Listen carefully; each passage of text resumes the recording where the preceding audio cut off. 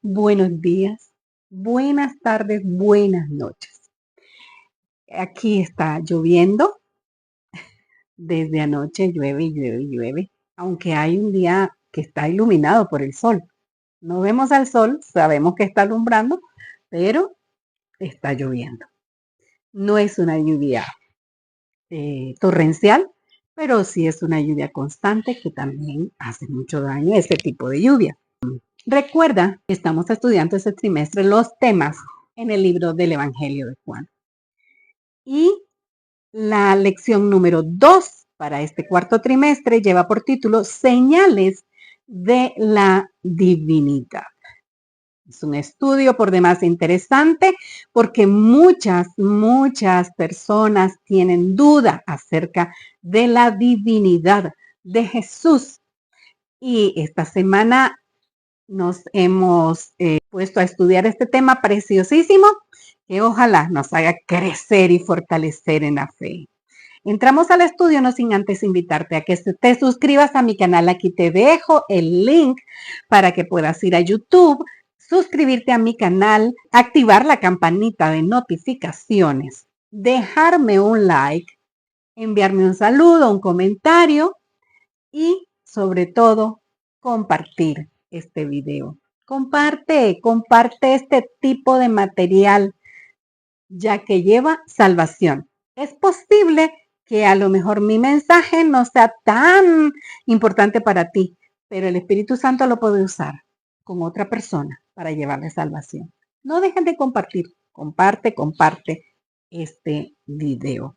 Este estudio de esta semana seguramente yo espero que provoque muchos comentarios y estaremos en espera de ellos. Señales de la divinidad. Recuerda una cosa, el Hijo de Dios es eterno. Por medio de él se creó todo lo que existe. El Hijo de Dios nació de mujer, se encarnó para cumplir los requisitos del plan de salvación, para que tú y yo no nos quedáramos perdidos, muriéramos eternamente, sino que tengamos esperanza de vida eterna. Por eso el Hijo de Dios se encarna, el ángel le dice a María que le ponga por nombre Jesús, porque él salvará a su pueblo de sus pecados. Y a partir de su nacimiento, Jesús tiene ese nombre como todo ser humano lleva un nombre. Jesús, pero su significado era maravilloso, es maravilloso, porque Él salvará a su pueblo de sus pecados.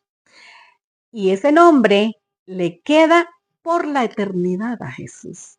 A partir de su nacimiento, por la eternidad, le queda ese nombre al Hijo de Dios. Ahora se llama Jesús. Por eso nuestro texto para esta semana dice, Jesús respondió, yo soy la resurrección y la vida. El que cree en mí, aunque muera, vivirá. Todo el que vive y cree en mí, no morirá para siempre. Por eso nosotros no le tenemos temor a la muerte. Los que creemos en Jesús, no le tenemos temor a la muerte porque esto, lo que ahora se le llama muerte, no es más que un sueño, un descanso para todos, para los que creen en Jesús y para los que no creen en Jesús. La muerte segunda será la muerte definitiva, la muerte eterna. En esa no quiero tener parte. Por eso mi suerte la he echado con Jesús. Y este texto se encuentra en Juan 11, 25 y 26. Jesús, queridos, Jesús no solo dijo cosas que revelaban su divinidad, sino también respaldó sus palabras con hechos que lo corroboraban perfectamente. Tres de las mayores señales o evidencias de la divinidad de Jesús son sorprendentes y esas las vamos a examinar durante esta semana de estudio. De manera que bienvenidos al estudio de esta semana, la segunda de este trimestre que lleva por título Señales de la Divinidad. La primera parte de nuestra lección lleva por título La alimentación de los 5,000. Y aquí Juan, en este estudio que está basado en el capítulo 6, verso 4, 5, hasta el verso 14, el apóstol se esfuerza por informar a los lectores de su evangelio que esta alimentación de los 5,000 ocurrió muy cerca de la Pascua. En la Pascua se mataba un cordero del que se tomaba su sangre y el sumo sacerdote pasaba al lugar santísimo, que era una vez al año nada más, y con esa sangre borraba los pecados del pueblo que habían sido confesados. El cordero pascual sustituía la muerte de los primogénitos. Este sacrificio simbolizaba la muerte de Jesús en nuestro favor. En la cruz, el castigo que merecíamos nosotros por nuestros pecados recayó sobre Jesús.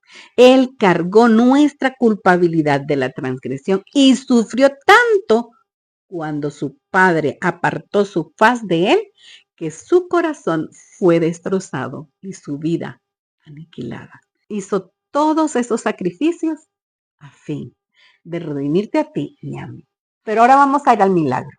La alimentación de los 5,000.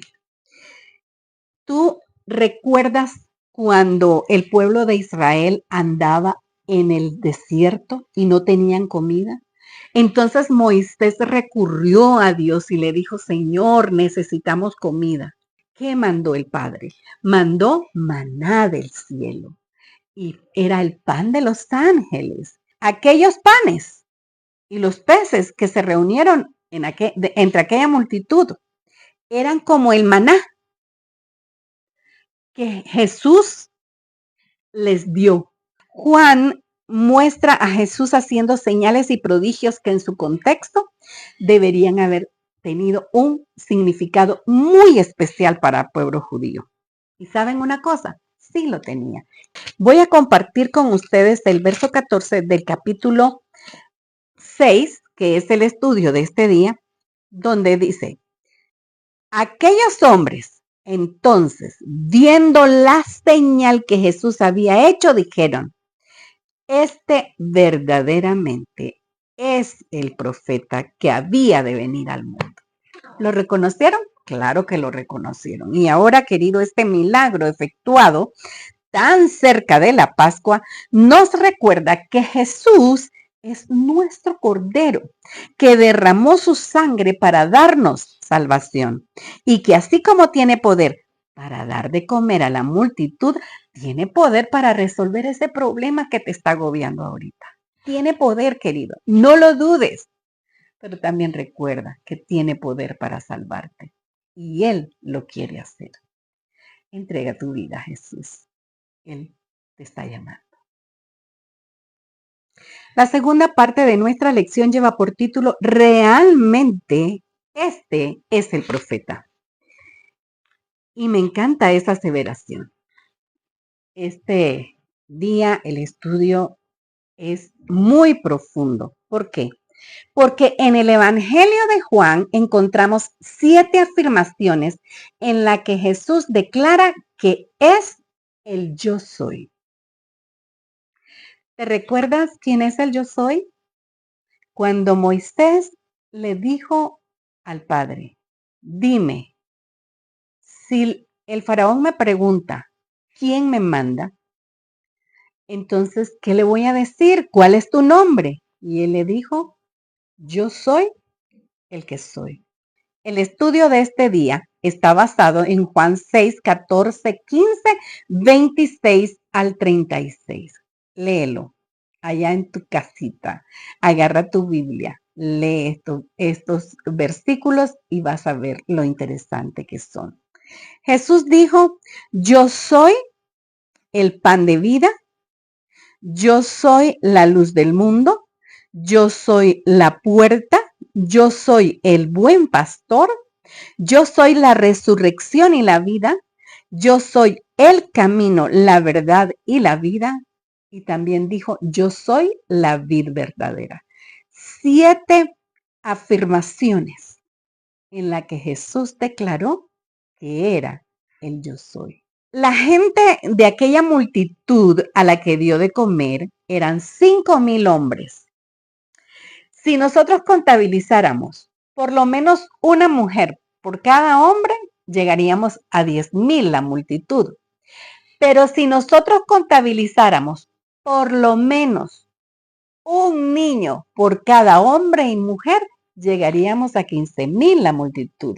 De manera que esa multitud a la que Jesús dio de comer debe de haber pasado los 20,000 como mínimo. Y al ver que todos comieron hasta saciarse y aún sobró, ellos definitivamente pensaron, este es el profeta. Lo dijeron en el verso 14. Y querían agarrarlo para proclamarlo rey en ese momento.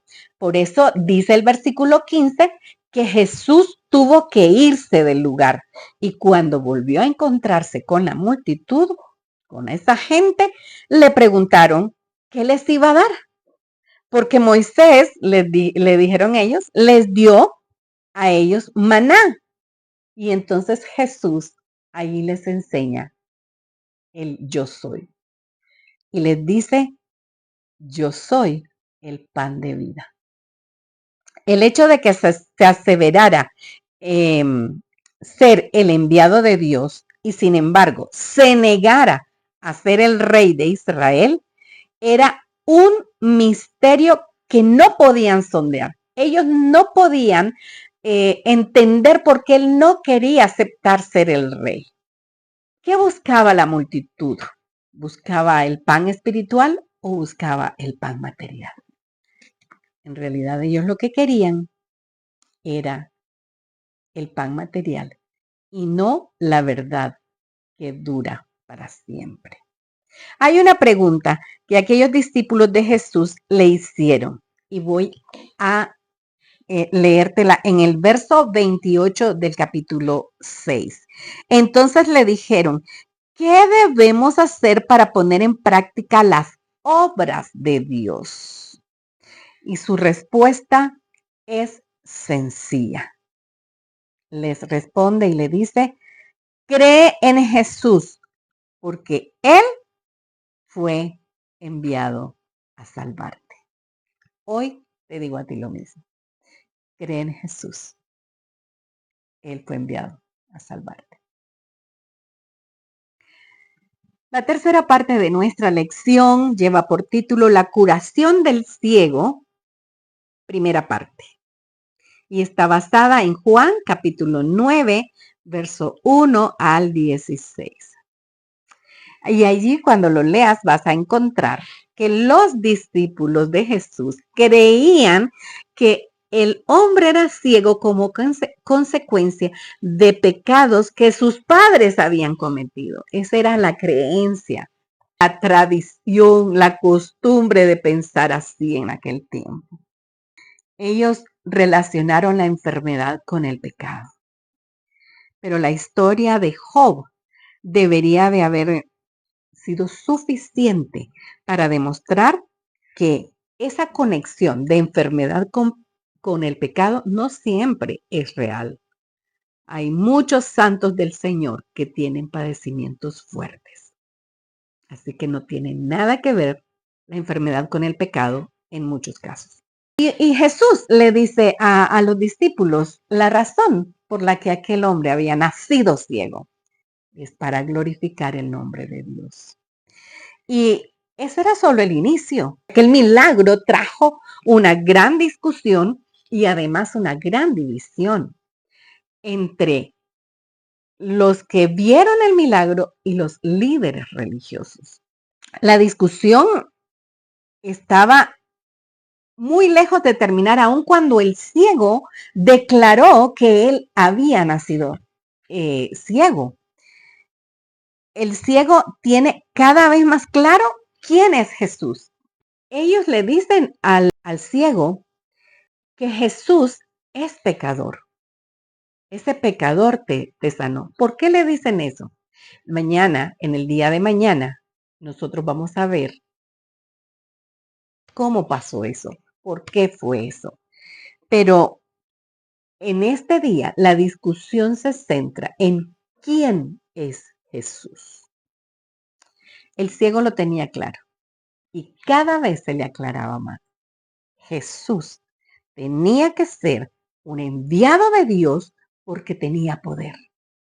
Ahora la pregunta es, ¿y tú ya sabes quién o qué es Jesús para ti, al igual que aquel ciego cuando fue sanado? Cada vez tenía más claro quién era Jesús.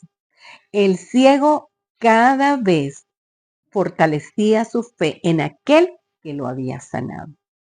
O estás como los dirigentes judíos, como los dirigentes religiosos, que cada vez, entre más conocen a Jesús, entre más saben qué quiere Jesús de ellos, se confunden y no quieren aceptar quién es Jesús y qué quiere de ellos. No cometas el mismo error. Como aquel ciego, con simple fe infantil, acepta a Jesús y lo que quiere de ti. La cuarta parte de la lección lleva por título La curación del ciego, parte 2. Y aquí continúa el interrogatorio a aquel hombre que había nacido ciego, que por mucho tiempo fue mendigo y luego ahora está sano. Mira, y la gente dice, ¿y ese era aquel? Y entonces, no, se parece, le decía, no le decía él, yo soy. Lo puedes leer en Juan 9, 17 al 34. Y entonces comienza un interrogatorio al que ahora mira, pero que antes era ciego. Dice, ¿qué dices tú del que te abrió los ojos? Y entonces él contestaba firmemente que es un profeta. Y entonces dijeron, no, a este no le podemos sacar nada, vamos a ir con los padres. Y entonces le preguntaron a los padres, ¿cómo es que nació ciego y ahora mira? Y entonces los padres le dijeron, mira, nosotros sabemos que él era ciego. Nosotros sabemos que él nació así. Ahora, ¿cómo ve ahora? No lo sé. Y además él ya está grande, pregúntenle a él. Entonces los fariseos piensan que Jesús es un pecador, porque eso fue lo que le dijeron.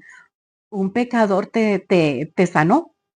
Y entonces, ¿por qué pensaban que Jesús, por qué lo tildaban? ¿Por qué lo juzgaban como pecador? Porque había hecho el milagro en sábado. ¿Por qué los padres no contestaron a los religiosos? ¿Por qué no le contestaron? Mira, sí, él fue sanado por Jesús. Saben que ellos tenían miedo de ser expulsados de la sinagoga. ¿Por qué razón? Porque estaban sentenciados. Todo el que confesaba a Jesús era expulsado de la sinagoga. Y entonces a mí me encanta cuando el ciego les dice, pero ¿por qué preguntan tanto? ¿Quieren ustedes ser discípulos de Jesús también? Al final expulsan al que había sanado a Jesús de la sinagoga. Lo expulsaron. Y él no tenía nada de temor de eso, porque ahora él era discípulo de Jesús. Y Juan declara que Jesús es la luz del mundo, pero algunos aman más las tinieblas que la luz, mientras que otros responden con fe. Lo que asusta aquí es la ceguera espiritual de los líderes religiosos. Qué poderosa advertencia acerca de cómo nuestros corazones pueden engañarnos. Por algo dijo, engañoso es el corazón más que todas las cosas y perverso. Resulta irónico que aquel hombre que nunca había visto, mucho menos leído sobre el Salvador del mundo, lo acepte a tal punto de no importarle que lo expulsaran de la sinagoga, mientras que los doctores en la ley, los que habían estudiado, que se aprendían de memoria la Torá, no pueden ver lo que está claro. Por eso dice aquel adagio muy sabio, que no hay peor ciego que el que no quiere ver. La quinta parte de la lección lleva por título La resurrección de Lázaro. Y este estudio está basado en el capítulo 11 del libro de Juan. Y hechos, no palabras. Y ese yo pienso que era el principio de Jesús. Él dijo que es la luz del mundo y abrió los ojos de los ciegos. Él dijo que es la resurrección y la vida y resucitó a la hija de Jairo, resucitó al hijo de la viuda de Naín, resucitó a Lázaro. Ahora, ¿por qué razón la resurrección de Lázaro es tan significativa? Tan significativa. ¿Por qué? Porque Lázaro tenía 4 días de muerte. A Jesús le informan de la enfermedad de Lázaro. Lázaro era el mejor amigo de Jesús. Lázaro era alguien especial para Jesús. Le informan de la enfermedad y él se tarda 2 días para agarrar camino hacia Betania. ¿Por qué razón? Por lo mismo que dijo Marta. Si tú hubieras estado aquí, mi hermano no habría muerto. Y eso es cierto, porque donde Jesús estaba, no había enfermedad.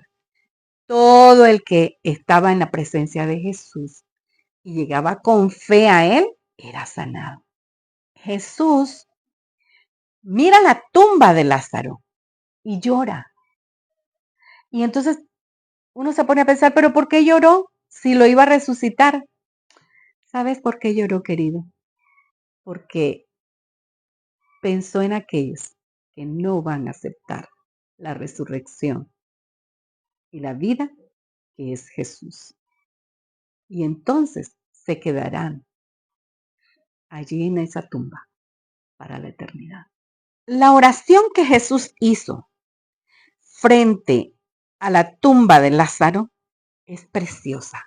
Lleva señales que fortalecen nuestra esperanza, que fortalecen nuestra fe. Y yo quiero compartir contigo en el capítulo 11, verso 42 y 43, esto que es maravilloso. Dice el 42, esa oración preciosa. Yo sabía que siempre me oyes, le dice Jesús a su Padre. Pero lo dije por causa de la multitud que está alrededor, para que crean que tú me has enviado. Y habiendo dicho esto, clamó a gran voz, Lázaro, ven fuera.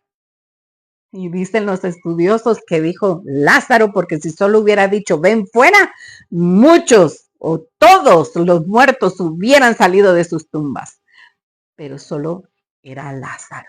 En esta oportunidad, yo voy a terminar este estudio de este día compartiendo contigo el verso 40 del capítulo 11 de Juan.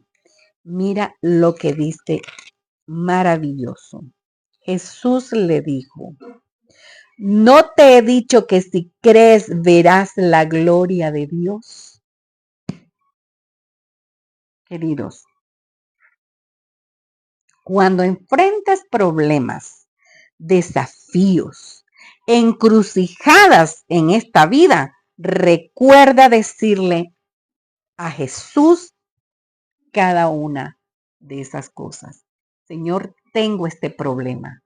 Déjame ver tu gloria. Señor, tengo esta necesidad. Déjame ver tu gloria en ella. Señor, estoy en una encrucijada. Te necesito. Déjame ver tu gloria. Dile eso a Jesús y Él dejará que veas su gloria. Al terminar la lección, yo quiero recordarte lo que te he dicho desde el inicio. Estudia tu Biblia, porque la vida de Cristo, que da vida al mundo, está en su palabra. Fue por su palabra como Jesús sanó la enfermedad. Fue por su palabra como Jesús echó los demonios. Por su palabra calmó el mar y resucitó a los muertos. Y a la gente le dio su palabra para que creyera en él. Así como nuestra vida física es sostenida por el alimento, nuestra vida espiritual es sostenida por el estudio de la palabra de Dios. Y cada alma ha de recibir vida de la palabra de Dios para sí misma. Como debemos comer por nosotros mismos a fin de recibir alimento, así hemos de recibir la palabra por nosotros mismos. No hemos de obtenerla simplemente por medio de otra mente. Debemos estudiar cuidadosamente la Biblia, pidiendo la ayuda del Espíritu Santo a fin de comprender su palabra. Queridos, el que estudia la Biblia bajo la dirección del Espíritu Santo no será engañado jamás. Cuando nacemos a la vida espiritual, nos tratan como bebés, nos dan estudios bíblicos, nos enseñan la Biblia, pero eso no es para siempre. Tienes que crecer y tienes que llegar a alimentarte por ti mismo. Hacer un hábito, hacer una rutina de estudio de la Biblia. Así como tienes rutina de ejercicio, de trabajo, de comida, haz tu rutina de estudio de la Biblia para que crezcas fuerte, para que crezcas bien alto en el conocimiento de la voluntad de Dios y puedas responder aquella pregunta del verso 28 de San Juan 6, que preguntaron, ¿qué debemos hacer para hacer todas las cosas que Dios pide? Y es estudiar la Biblia. Estudia la Biblia, estúdiala. Mientras más la estudies, más te enamorarás de Cristo. Hemos llegado al final del estudio de la lección de esta semana, la número 2 de este trimestre. Y con la ayuda de Dios, queremos estar la próxima semana juntos para estudiar la número 3. Mientras ese día llega, sigamos creciendo en la fe, fortalezcámonos juntos. Si Dios quiere, nos vemos la próxima semana. Si no, que Cristo venga pronto.